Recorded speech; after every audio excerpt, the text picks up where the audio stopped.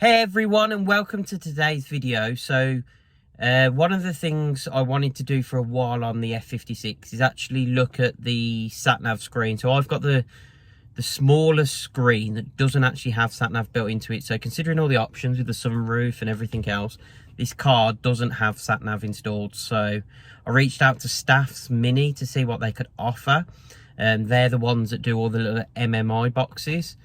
So that basically allows you to install a box in the dash, attach it to your head unit, and it actually introduces CarPlay. So from what I understand, they do it for the previous generations as well. So they do have an option for me, which is really good. So I ended up buying that off them.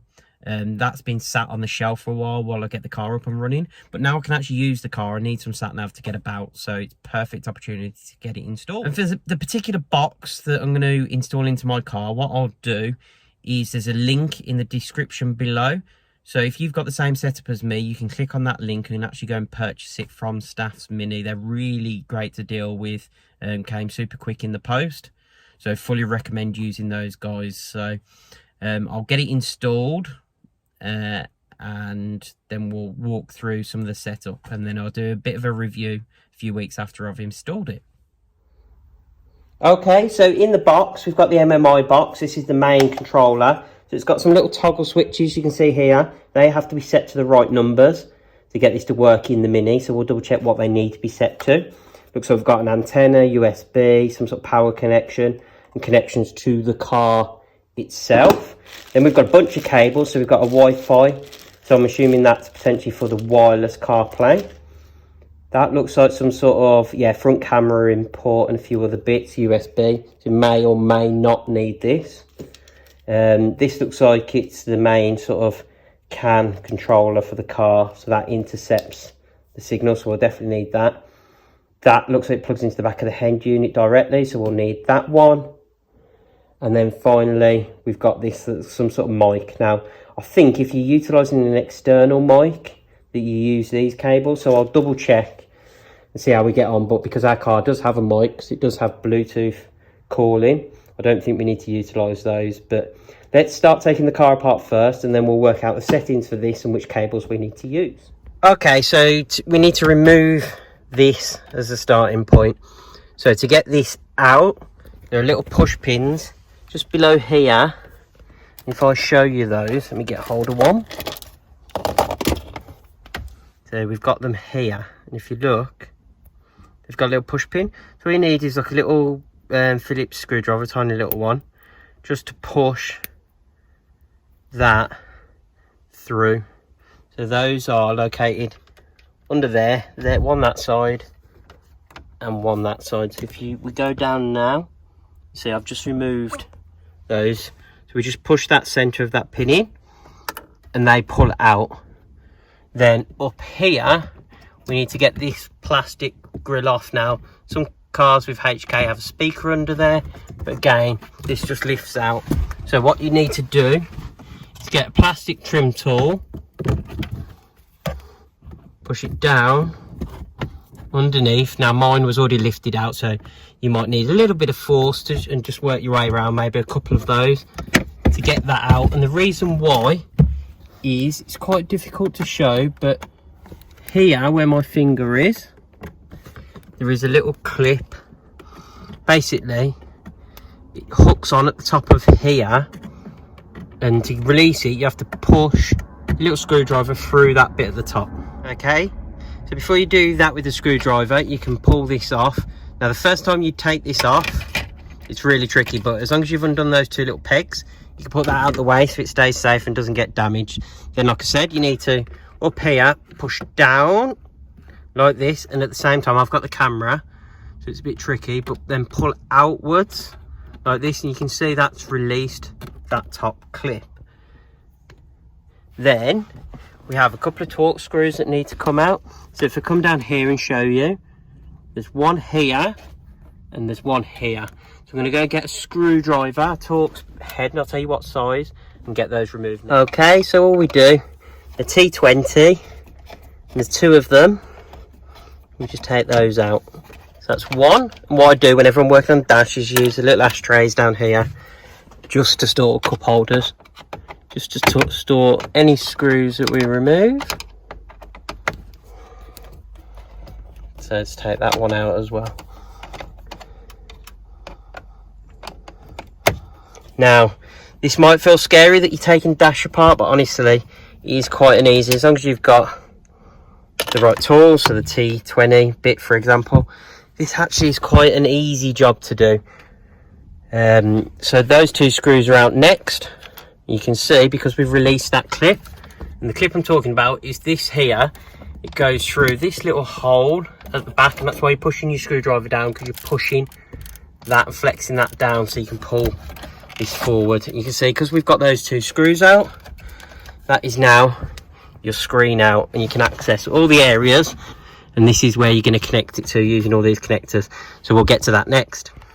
Okay, so now we've moved this forwards and got this out the way, we need to be able to get this out. You see mine's a bit loose, but you can get this out so that you can disconnect this. You can't disconnect this and get it really past this very easily. So other videos I've seen where you need to remove climate control, not that I see that you don't, unless some other people's cars are slightly different to mine. So there's two T20 screws here and here. These hold this cage in. So I've undone these already, hence why I'm removing them with my fingers, but just to show you where they are. So we take those out again, put them down below, store them safely. What you'll see now is this box moves all the way out, so you've got as much access as you need to the back of here. Okay, so anyone that's done an aftermarket head unit before, you get these cables that intercept. So as I said, we've got this forward, lift this up and out, and all you do, and it's a bit tricky to do single-handed because I'm holding the camera, but this end here plugs into the back of the head unit, this end plugs into here. So let me quickly do that with the camera down and I'll show you afterwards.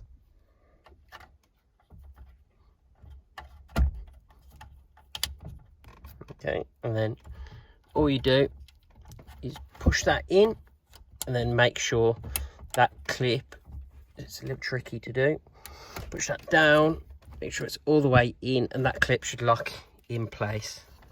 And then you've got to do the same with this, but I'm going to struggle. Let me see if I can do it one-handed. Yeah. This is where I need a camera assistant to help me with the camera. There's no one about today. So you can see that in there. We push it all in, and with two hands you can do it easily and clip that in place. Okay, so you can see you've got that one in the back of the head unit now, and this one in here. So this will then still power. So you can see there, that's power. It goes into the back. So you've got your MMI box down there, this one, and all these cables fit one way and go straight into there. There you go. So push that one into there, that connects that. Gives you another option for a mic, but again, I think, as I mentioned earlier in the video, it uses the standard mic anyway, so I don't think we need to worry about that. There's lots of other connections and wires. There's lots here, but from what I understand, we don't use a lot of them on the Mini F56 unless you haven't got a microphone installed, but mine does, because as I said, it's got the Bluetooth for taking phone calls. Okay, so that's into there. Okay, so now we've got this cable plugged into the cam power, so that's done. We then need to come back to the head unit, and you see we've got this pink block here. We need to take that signal out of the back of here, and this needs to go to LVDS in, because it's taking the signal out of this into your MMI box. And then the blue cable, the turquoise cable I'll show you in a second, will go LVDS out to the display. Okay, so you can see the pink cables coming from the back of the head unit into LVDS in.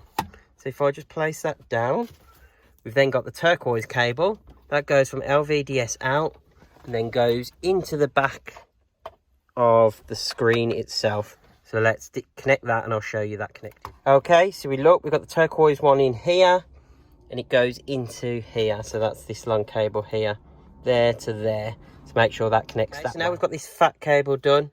We've got the pink ones done. We go to our MMI box and we've got this USB, which is the USB camera cable. So we're going to connect that in there. And again, all of these can only go one way. So let's get that in.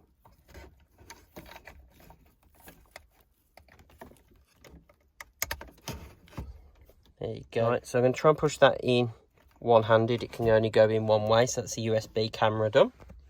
Okay, and this extra connector allows you to put sort of front and rear cameras, external ones if you wanted to. So this MMI box does a lot of fun tricks, but I'm just going for the bog standard install to add CarPlay, and that's it at the moment. So you have the Wi-Fi, and all that does, that clips in to the antenna connection there.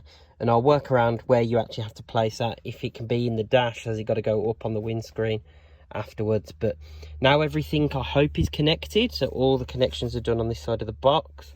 I'm going to test it before I put it all back neat, just to make sure it all works. Now we've done those toggles, let's test it on the car and see if it works. Okay, so one of the steps you need to be aware of are these toggles. So you can see, to get it to work with an F56 with the smaller screen, you pop the first two down. For an F56 with the bigger 10 point, whatever it is, screen, you put that third one down. But what you have to make sure is if you change any of those toggles, you disconnect this cam power. So you literally just pull that power cable out and put it back in. Otherwise, your screen, when you turn the power on, will just be all black. So that's something just to note. Make sure you put your two toggles down, then disconnect that can before you then go to try and test it. Okay, so you can see, so I've literally just pulled that cable out and put it back in. My toggles are all okay. So if I turn the engine on, or at least the ignition on, my head unit will work. So you can see we've got our normal multimedia playing and my warning messages that are currently working through on the car. So ignore all the bleeping. But you can see my screen's now working. If I hold the menu button down, you'll see we can now see the box. Now I've not got a phone connected to it, but you can see that is now working, which is really good news. So I think what I need to do now is try and tidy up all this wiring and then explain to you where I've put things, so that you can do the same. Okay, so one thing I've noticed is this MM box does produce quite a lot of heat when it's in use. So does the head unit. So I don't want it tucked really tight in here. It's already a hot space, and I think especially with the hot weather at the moment, everything seems to be hot. So what I want to do is put it somewhere in here and then run the USB cable into there. So to get these vents out, all you need to do, there's another T20 screw here. I've already undone it, so that's that out. Okay, so once that screws out, these should just pull straight out. So I'm going to use two hands, try and pull that one out. So you can see I can start to get that out, and that just pulls out. It's just clipped in, and you can see already there's some airspace here. And because I've not got the secret glove compartment thing here, you can see there's lots of space if we get this out. So I'm hoping this panel literally just pulls out. So I'm going to do that again with two hands. Okay, so you can see we've got that panel out, and look at all the space behind it. There's tons of it. So what I'm probably going to do is attach it to this block here, so that bar of metal. So there's plenty of air to get around it, or space for air to circulate around it, so that there's no problem with sort of cooling. Okay, so I've just shown you in here. So I've disconnected everything and reconnected it all in here, so I can cable tie it to this metal brace in here. So that's hidden away. That's the Wi-Fi antenna. I'm going to attach that to the back of the cover here using the sticky.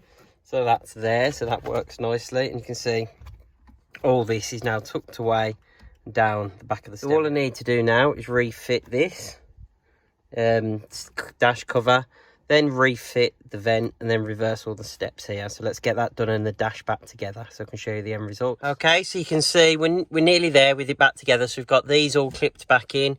This is clipped in at the top. We've got to put these two screws back in, if you remember those from earlier.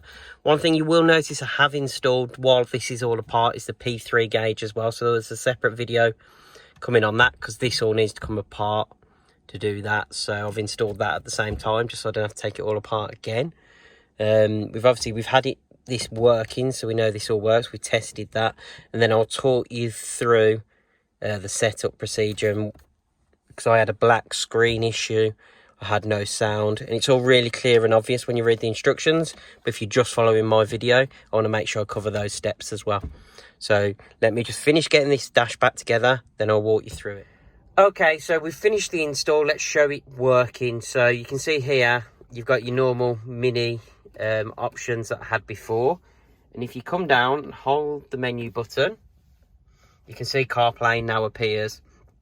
And if you see, as I rotate the wheel on the center of the car, on the controller, it actually moves that little blue icon around.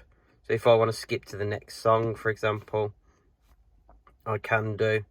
If I want to come down and use, I don't know, make a phone call, you can see that we've got maps. So that's really good, easy to use. Now, yes, it would be lovely to have touch screen, but obviously that's a hell of a lot more money to get the touch screen head unit from the new LCI 2. So I think for me, this is a really good compromise of being able to introduce Apple CarPlay. And if you hold that menu button down again, you can switch back to your mini stereo, so you can get into all the different options that you had previously, so you don't lose any functionality, you just gain this Apple CarPlay. And all these sort of the back buttons and things like that still work as well. You can see we can set destinations, so everything works as expected. Now, a couple of the issues I had when installing this was the toggle switches that I showed you earlier.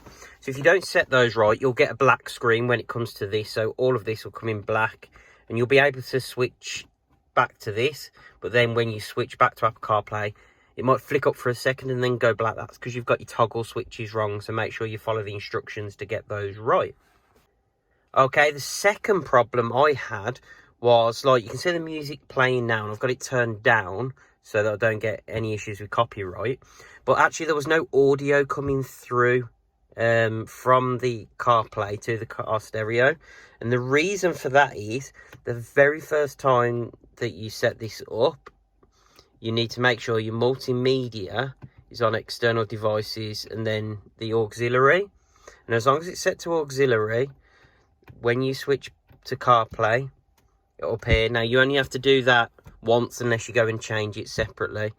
It won't lose that unless you manually change it. So every time I step in the car now, because I've actually set up the Apple CarPlay wirelessly as well, I don't even have to attach my phone to the USB cable like I have in this instance. It'll actually automatically come up on the screen and switch to CarPlay, which is really handy as well. Okay, some other features just to know. So obviously you've got standard CarPlay, so I'm not going to talk you through how to use CarPlay, because CarPlay is the same in every car, to be honest. But you see that we've got this car option here, and this takes us to the settings for the box itself. If you go back now, we've got things like YouTube, AirPlay, so we can stream videos and things like that to it. But we've got setup here. If we go to setup, there's loads of different options. You can change sort of the volume of it and everything else.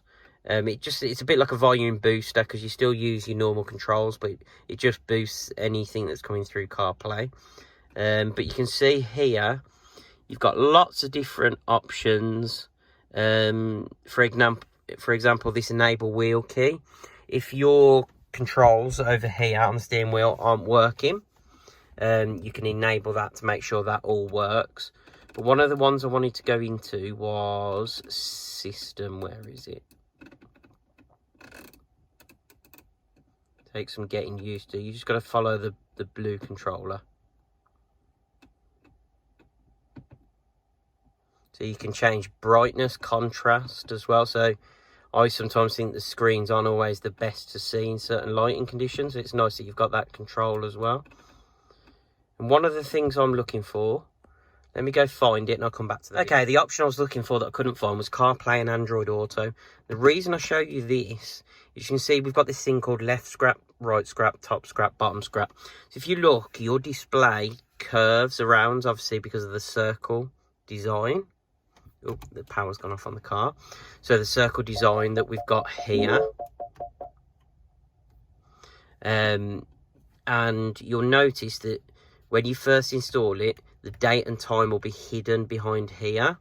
So what I've done is set the left scrap and the right scrap to 30. And what it does is basically it crops the image So if I go back, and you can press the back option to go back on your buttons in the center of the car, and go back to CarPlay. Actually, this is the thing I haven't worked out yet. It's how you go back to CarPlay. So do you hold menu and then go back in? No. This is the one thing I need to work out myself. You can see now with the screen, see these little bars here? So you've brought the scrap in. So what it's basically saying is that black bar there and that black bar there for left and right. And you can also bring it up if you need to and down. Is it basically brings the screen in so you're not losing it behind this little... Because ultimately the screen behind this is just a rectangle. It's not rounded like it looks. So what I've done is just brought this edge in so that you don't lose things like the date and time and things like that. And then when you go to different screens, you sort of see I'm still losing a little bit at the corner. I could bring it in further if I wanted to, but I think I've got the sort of setting it at 30/30, got the ideal sort of setup on there. Okay, so a big shout out to Staff Minis. So great customer service with them. I had a couple of questions during install. They answered them straight away, so I was really pleased with that, and the actual unit that comes in that they provide. So again, there's a link down below in the description if you want to go and purchase this box. And they've also, for different head units that you have, so if you've got the bigger screen, etc., there are other options that you may need to look at, but they sell all of those. And that, I think as well, they do them for the F56 sat-nav screen as well, so you can get CarPlay in that as well, which is really handy. So if you like the video, please hit the thumbs up button and subscribe and hit the notification bell so you get alerts every time we upload new content. Thanks for watching, and we'll see you in the next video.